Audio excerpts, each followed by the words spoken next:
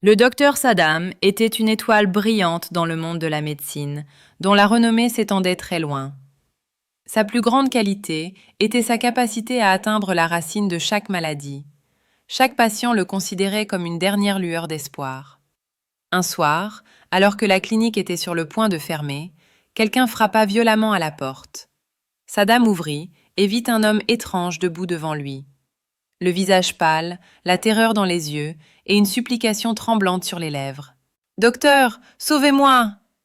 Sa voix ressemblait à un appel brisé au milieu d'une tempête.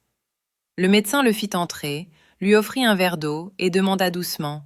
« Que se passe-t-il? Pourquoi êtes-vous si inquiet ?» Ce que l'homme dit ensuite laissa le docteur Saddam stupéfait. « Docteur, je suis enceinte !» Les yeux de Saddam s'écarquillèrent de surprise. « Qu'est-ce que vous racontez? Êtes-vous dans votre bon sens ?» « Oui, docteur, je suis en pleine possession de mes moyens. Au début, j'ai cru que c'était une illusion, mais maintenant mon état change de jour en jour. J'ai des vomissements, mon ventre grossit. Tout ce qui m'arrive est exactement ce qui arrive aux femmes lorsqu'elles vont devenir mères. » Le docteur Saddam resta abasourdi. Scientifiquement, c'était impossible. Mais l'état de l'homme assis devant lui racontait une toute autre histoire. Cet homme était-il vraiment enceinte, ou le voile allait-il se lever sur une réalité terrifiante? Le médecin prit une profonde inspiration et dit « Raju, ce n'est pas possible. Un homme ne peut pas être enceinte. Peut-être avez-vous une autre maladie. Il faut d'abord examiner cela. » Les larmes coulèrent des yeux de Raju. « Vous ne me croirez pas, mais je pensais la même chose au début. Maintenant, je commence à douter de ma propre existence. Il y a quelque chose en moi, quelque chose qui est vivant. » Le médecin prit son stéthoscope et le posa sur le ventre de Raju. Quelques instants plus tard, son visage devint livide. « Ya Allah, comment est-ce possible ?» Le bruit qu'il entendait n'était pas un battement de cœur ordinaire. C'était un type de battement différent, comme celui d'une ombre. Le corps de Raju était trempé de sueur. « Je vous l'avais dit, docteur, quelque chose grandit en moi, mais je ne sais pas si c'est humain ou autre chose. » Le médecin décida immédiatement de faire des tests. « Je dois faire une échographie. J'ai besoin d'une réponse scientifique à cela. » La machine fut allumée, le gel fut appliqué et la sonde posée. Une forme floue commença lentement à apparaître sur l'écran. Et puis, la main du docteur Saddam se mit à trembler. « Seigneur, qu'est-ce que c'est ?» Ce qui était sur l'écran ressemblait à un enfant humain, mais son corps était tordu, comme si l'ombre d'une créature inconnue était descendue en lui. Raju demanda en tremblant. « Docteur, dites-moi la vérité, est-ce un enfant ?» Les yeux de Saddam s'agrandirent de surprise et de peur. « Non, Raju, ce n'est pas un enfant ordinaire. Ses mains et ses pieds ne ressemblent pas à ceux des enfants humains. Et ses mouvements, c'est comme s'il s'agissait d'une entité d'un autre monde. » Raju posa sa main sur son ventre en tremblant. « Alors qu'est-ce que c'est ?» Le médecin prit le rapport, le lut en retenant son souffle, et ce qui y était écrit ébranla son âme. La chose à l'intérieur a un code génétique qui ressemble à celui des humains, mais ce n'est pas totalement humain. Le rythme cardiaque est étrange, comme si deux cœurs différents battaient ensemble. Et cette chose grandit extrêmement vite. Une grossesse humaine prend 9 mois, mais ceci pourrait être complet en quelques semaines. Cela pourrait être humain, ou peut-être pas. Raju se leva, terrifié. « Si ce n'est pas humain, alors qu'est-ce que c'est ?» La voix tremblante de Raju résonna dans la pièce. Le docteur Saddam restait silencieux. Il n'avait aucune réponse à cette question. Ce qui se passait défiait toutes les règles de la science médicale. Mais avant qu'il ne puisse réfléchir davantage, on entendit quelqu'un frapper à la porte de la clinique. « Toc, toc, toc !» Il était 23 heures. Aucun patient ne venait aussi tard. Le souffle de Saddam et de Raju se coupa. Le médecin rassembla son courage et ouvrit la porte. Une femme se tenait dehors, enveloppée de la tête aux pieds dans une burqa noire. Sa respiration était rapide et sa voix tremblante. « Docteur, je sais tout ce qui arrive à Raju. » Le médecin et Raju étaient tous deux extrêmement surpris. Le médecin demanda « Qui es-tu » La femme retira doucement son voile. Ses yeux étaient rouges, comme si elle n'avait pas dormi depuis plusieurs nuits. « Je m'appelle Najma. dit-elle d'une voix douce. Et ce qui arrive à Raju n'est pas une maladie, c'est une vengeance. Une vengeance? L'âme de Raju frémit. Najma entra et s'agrippa à une chaise avec des mains tremblantes. Elle prit une profonde inspiration. Tout a commencé cette nuit-là, quand tu as mis les pieds là où tu n'aurais jamais dû aller. Le visage de Raju perdit ses couleurs. Quel endroit? La Nasib Kikoti, le manoir du destin. En entendant ce nom, le docteur et Raju eurent la chair de poule. Nasib Kikoti? Répéta le médecin avec étonnement. Je n'ai jamais entendu ce nom. La peur envahit les yeux de Najma. Elle baissa le regard et dit « Docteur, ce n'était pas un manoir ordinaire. Une femme y vivait il y a des années. Razia Begum. Très belle mais malchanceuse. Son utérus n'a jamais porté la vie. On dit qu'elle a fait une prière à Dieu qui n'aurait jamais dû être faite. »« Quelle prière ?» demanda Raju d'une voix effrayée. « Elle n'a pas demandé un enfant. Elle a demandé à devenir mère, peu importe comment, même si les lois de l'univers devaient être brisées. » Pour le docteur Saddam, tout cela ressemblait à une fable, mais la peur était toujours visible dans les yeux de Raju. Une nuit, Razia Begum a disparu, dit Najma d'une voix glaciale. Et quelques mois plus tard, des cris d'enfants ont commencé à se faire entendre depuis ce manoir désert. Personne ne l'a vu. Mais on dit que cet enfant n'était pas humain. Raju commença à trembler. Saddam le regarda avec un air interrogateur. « Raju, pourquoi es-tu allé là-bas » Les lèvres de Raju étaient sèches. « J'y suis juste allé comme ça. J'avais l'impression que quelque chose m'attirait à l'intérieur. Et il y avait une ombre là-bas. Elle m'a dit quelque chose, mais je ne m'en souviens plus. » Najma le regarda intensément. « Tu n'oublies pas, Raju. Tu as fait quelque chose là-bas, et maintenant cette chose grandit en toi. » Raju baissa la tête. « Non, c'est n'importe quoi. Je suis un homme. Comment cela peut-il m'arriver » Najma prit une longue inspiration. « Ce qui t'arrive, Raju, dépasse la médecine. Cela ne peut pas être compris uniquement par la science. » Le docteur Saddam était toujours inquiet. Il reprit le dossier médical de Raju et ses yeux furent éblouis. « Mon Dieu !» murmura-t-il. « Quoi, docteur ?» demanda Raju avec anxiété. Saddam lui tendit doucement le rapport. « Raju, certaines hormones se sont activées dans ton corps, des hormones qui ne se trouvent que chez une femme enceinte. Ton corps a commencé à se comporter comme celui d'une femme. » Le silence envahit la pièce. La question n'était plus de savoir si c'était réel. La question était « Qui est cette chose qui grandit en Raju ?» Les yeux de Raju s'écarquillèrent de surprise. « Non, c'est un mensonge !» Il se leva brusquement. Mais soudain, une violente crampe le saisit au ventre et il tomba au sol en hurlant. Un mouvement étrange commença dans son estomac, comme si quelque chose rampait à l'intérieur. C'était vivant et éveillé. « Docteur !» cria Najma. « C'est ça! Ce qui est arrivé à Raju a maintenant pris forme complète. » Le docteur Saddam le souleva immédiatement et l'allongea sur le lit. Il y avait des lignes de sueur sur son front. « Nous devons faire quelque chose maintenant, sinon… »« Sinon quoi, docteur ?» hurla Raju, se tordant de douleur. Le médecin garda le silence. Ses lèvres étaient scellées. Cette affaire dépassait de loin la science médicale. Était-ce un effet surnaturel? Ou la punition d'un mauvais œil? Mais une chose était sûre, ce qui grandissait en Raju était très proche de son aboutissement. Raju gémissait. Son ventre tremblait sous les mouvements d'une ombre inconnue. Le médecin posa le stéthoscope, mais le son qu'il entendit fit trembler son âme. « Ya Allah !» Il sentit un bruissement et un rythme cardiaque si rapide qu'il ne semblait pas humain. Raju regarda Najma avec des yeux tremblants. « Tu disais que j'avais fait quelque chose, mais quoi?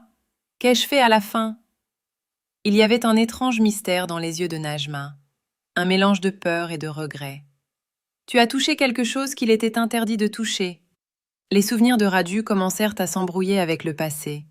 Il y a 4 mois, ivre d'alcool, lui et ses 2 amis, ce vieux manoir, cette pièce déserte et au milieu de la pièce, un berceau en bois.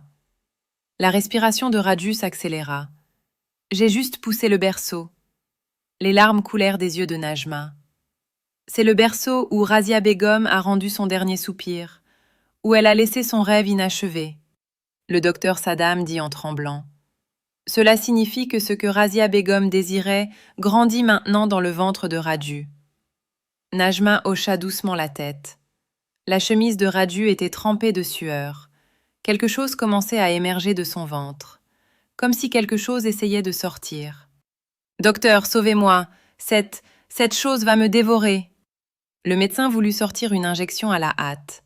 Boum, boum, boum, boum. Un bruit, comme si quelqu'un frappait à une porte, vint du ventre de Raju. Boum, boum, boum. Le cri de Raju résonna dans toute la clinique. Le docteur et Najma eurent la chair de poule. Mon Dieu, qu'est-ce que c'est? L'injection tomba des mains de Saddam. Raju se débattait sur le lit. Ses yeux étaient devenus rouges. La peau de son ventre commençait à s'étirer. Comme si une âme, une ombre à l'intérieur, était impatiente de sortir. « Sauvez-moi, docteur, je suis en train de mourir !» Il n'y avait pas que de la douleur dans sa voix, mais une terreur capable de tuer un homme sur le coup. Najma resserra son dupatta avec des mains tremblantes et commença à réciter la kalma. « Nous devons l'arrêter, sinon cette chose va sortir. » L'esprit du docteur Saddam était engourdi. « Mais comment? Ce n'est pas un cas médical, c'est tout autre chose. » Boum, boum, boum, boum. Cette fois, le bruit résonna encore plus fort, comme si une chose vivante à l'intérieur allait déchirer les parois pour sortir. Les yeux de Raju se révulsèrent, son corps commença à se raidir. « Docteur, docteur, quelque chose bouge à l'intérieur. » Paniqué, le médecin alluma l'appareil à ultrasons. Ce qui apparut à l'écran glaça le sang de tout le monde. Une petite main, mais terrifiante, s'étendait de l'intérieur du ventre de Raju vers l'écran. Najma commença à réciter des prières d'une voix tremblante. « Aoudou billahi minash shaitani rajim !» Les larmes coulaient des yeux de Raju.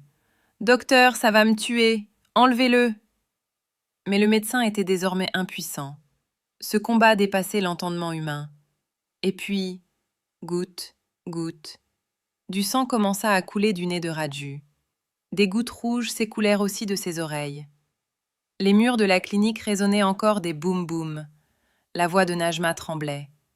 Ses lèvres frémissantes dirent « Il est trop tard maintenant. Quoi que ce soit à l'intérieur, c'est sur le point de sortir. » Le docteur Saddam essaya désespérément de réfléchir à quelque chose. Mais soudain, crac! Le ventre de Raju fut violemment secoué de l'intérieur, comme si quelqu'un avait donné un fort coup de pied du dedans. « Ah !» Le cri agonisant de Raju fit écho dans la pièce. Quelque chose bruissait sous la peau de son ventre. Une chose semblable à une ombre noire, impatiente de sortir. Est-ce qu'elle allait sortir, ou la vie de Raju allait-elle s'arrêter ici? Le corps de Raju était raide. On pouvait voir clairement l'agitation sous la peau du ventre. Le docteur Saddam saisit un scalpel, paniqué. « Nous devons arrêter ça immédiatement, sinon... » Vlan! Soudain, toutes les lumières de la clinique s'éteignirent. Il n'y avait plus qu'un seul son, la respiration agonisante de Raju. Najma dit « Ya Allah !» avec effroi, ses yeux toujours rivés sur l'écran de l'échographie. Mais ce qu'elle y vit lui glaça l'âme. Sur l'écran, il n'y avait plus seulement une main. La main avait grandi, et maintenant il y avait aussi un visage étrange, couvert de rides, dont les yeux étaient noirs comme du charbon, et qui regardait droit dans les yeux de Najma. « Non, non, c'est impossible !» Najma recula en balbutiant. Le docteur Saddam essaya d'allumer sa torche, mais hélas, la batterie était morte. Un violent spasme traversa le corps de Raju. Son ventre était tellement gonflé qu'il semblait pouvoir éclater à tout moment pour laisser sortir quelque chose. Le docteur Saddam s'apprêtait à s'approcher courageusement, quand soudain, les yeux de Raju devinrent complètement blancs. Ses lèvres frémirent et une voix étrange en sortit. « Maman, j'arrive !» Le sang de Najma et du docteur Saddam se figea. La tête de Raju bascula lentement en arrière. Sa respiration commença à s'arrêter. « Non, Raju, reviens à toi !» Le docteur Saddam le secoua vigoureusement. Mais le corps de Raju était devenu froid. Mourrait-il ou se passait-il autre chose? Crac! Une longue fissure apparut sur la peau du ventre de Raju. Quelque chose commença à regarder depuis l'intérieur. La fissure devint plus profonde et une étrange main ratatinée commença lentement à sortir. Ses doigts étaient noirs, tordus et pleins d'ongles pointus. Le souffle de Najma s'arrêta. Ya Allah, ce n'est pas humain. Le docteur Saddam tâta le pouls de Raju en tremblant. Mais son corps était désormais insensible. Raju, réveille-toi! Mais ses yeux étaient toujours blancs, comme si son âme était partie ailleurs. Soudain, un râle résonna dans la pièce, une voix étouffée venant d'un autre monde. Et maintenant, la main était complètement sortie. Une tête apparaissait avec elle. Mais cette tête n'était pas humaine, un visage ridé comme celui d'une vieille femme, mais aucune trace de vie dans les yeux. Najma hurla. « C'est Razia Begum !» Le docteur Saddam eut la chair de poule. Le corps de Raju était maintenant complètement froid. Mais ce qui sortait de l'intérieur ressemblait à l'existence inachevée d'une âme incomplète. Soudain, les lumières de la pièce se rallumèrent, et à cet instant précis, tout devint silencieux. Raju gisait inconscient. Son ventre était exactement comme si rien ne s'était passé. Najma et le docteur Saddam se regardèrent avec surprise et terreur. « Est-ce que cette chose est repartie ?» demanda précipitamment le docteur Saddam. Najma regarda Raju en tremblant. Raju était toujours inconscient, mais sur ses lèvres, il y avait un léger sourire. « Ce n'est pas fini. » La voix de Najma tremblait. « C'est toujours vivant, quelque part à l'intérieur. » Le docteur Saddam essuya la sueur de son front. « Si elle n'est pas complètement sortie, qu'arrivera-t-il à Raju maintenant ?» Lentement, les yeux de Raju s'ouvrirent. Il y avait une lumière tamisée dans la pièce et un silence étrange dans l'atmosphère. Le docteur et Najma le regardaient en retenant leur souffle. « Raju, tu vas bien ?» demanda doucement Najma. Raju les regarda et sourit doucement. « Oui, je vais bien. » Mais il y avait quelque chose d'étrange dans sa voix, quelque chose de totalement différent. Le docteur Saddam plongea son regard dans ses yeux et une question surgit. Est-ce Raju ou quelqu'un d'autre? Le visage de Raju semblait maintenant beaucoup plus pâle qu'avant. Des cernes profonds s'étaient installés sous ses yeux. Et le plus terrifiant, c'est que les pupilles de ses yeux avaient maintenant pris une légère teinte rougeâtre. « Raju, te souviens-tu de quelque chose ?» demanda le docteur Saddam d'une voix inquiète. Raju baissa la tête, comme s'il essayait de saisir un vieux souvenir. Puis il dit doucement « Elle est arrivée. » Le sang de Najma et du docteur Saddam se glaça. « Qui ?» Raju ouvrit lentement sa paume. En plein centre de sa paume, une marque noire étrange émergeait, comme si quelqu'un avait rempli l'encre noire d'une cascade sous sa peau. « Razia Begum est en moi maintenant. »« Non !» Najma cria de peur. « Ne prononce pas ce nom, cette femme est morte. » Raju la regarda. Son léger sourire s'était transformé en un rire froid. « Elle était morte, mais je l'ai touchée. J'ai balancé son berceau, et maintenant elle coule dans mes veines. » Le docteur Saddam trembla violemment. « Non, c'est juste un effet psychologique. Nous devons faire d'autres tests. » Mais avant qu'il ne puisse faire quoi que ce soit, Raju s'assit tout droit. « Mes tests ne servent plus à rien, docteur. » Il y avait maintenant un frisson étranger dans sa voix. « Parce que maintenant, je ne suis plus seulement Raju. » Les larmes commencèrent à couler des yeux de Najma. « Non, nous allons te sortir de là. Nous te sauverons. » Mais Raju prit une profonde inspiration et fit un léger sourire. « Il est trop tard. Elle est entrée, et maintenant je vois ce monde comme elle le voyait. » Le docteur Saddam regarda le visage de Raju en tremblant. Les lèvres de Raju bougeaient, mais la voix était maintenant celle d'une vieille femme, froide, terrifiante, sans vie. Maintenant, le vrai jeu va commencer. Najma et le docteur Saddam semblaient pétrifiés. « Ce n'est pas la voix de Raju, » murmura le docteur Saddam. Il y avait maintenant une lueur rouge dans les yeux de Raju, et son visage commençait lentement à changer. Il y avait un rire froid sur ses lèvres, et sa respiration ne semblait plus humaine, lente, lourde, et celle de quelqu'un d'autre. « Raju, tu es là, n'est-ce pas ?» demanda Najma en tremblant. Raju baissa la tête. « Je suis là, et je ne le suis pas. » Le docteur Saddam regarda Najma. « Nous devons arrêter ça, Appelle un Maulvi, religieux, vite. Mais soudain, vlan! La porte de la chambre se ferma violemment d'elle-même. Najma cria. Mon Dieu, qu'est-ce qui se passe? Le docteur Saddam courut pour essayer d'ouvrir la porte, mais elle était maintenant verrouillée de l'intérieur. Raju leva lentement la tête. Ses yeux étaient maintenant complètement rouges. Ses doigts semblaient encore plus noirs, brûlés et couverts de quelque chose comme de la cendre. Le jeu a commencé. Raju caressa son ventre avec un léger sourire. Elle n'est pas complètement sortie, mais maintenant, elle n'est plus complètement à l'intérieur non plus. Maintenant, je suis entre deux mondes. Un léger bruissement commença à résonner dans la pièce. Najma regarda autour d'elle. « Docteur, j'ai très peur. » L'âme du docteur Saddam tremblait aussi. Mais soudain, les lèvres de Raju se mirent à bouger d'elles-mêmes, et une voix froide et effrayante résonna. « Maintenant, vous ne pouvez plus m'arrêter. » Il y avait à la fois de la peur et de l'amour dans les yeux de Najma. Elle commença à s'approcher de lui. Mais le docteur Saddam lui attrapa fermement la main. « Arrête, ce n'est plus Raju. » Sa voix tremblait, et là-bas, les lèvres de Raju bougeaient encore. Mais ce qu'il disait n'était plus humain, ce n'était pas sa voix. « Vous pensiez pouvoir m'arrêter. » Pescrip de la pièce devint glacial. Najma regarda autour d'elle avec effroi. Mais soudain, tout le corps de Raju se mit à trembler par secousses. « Non, ne fais pas ça !»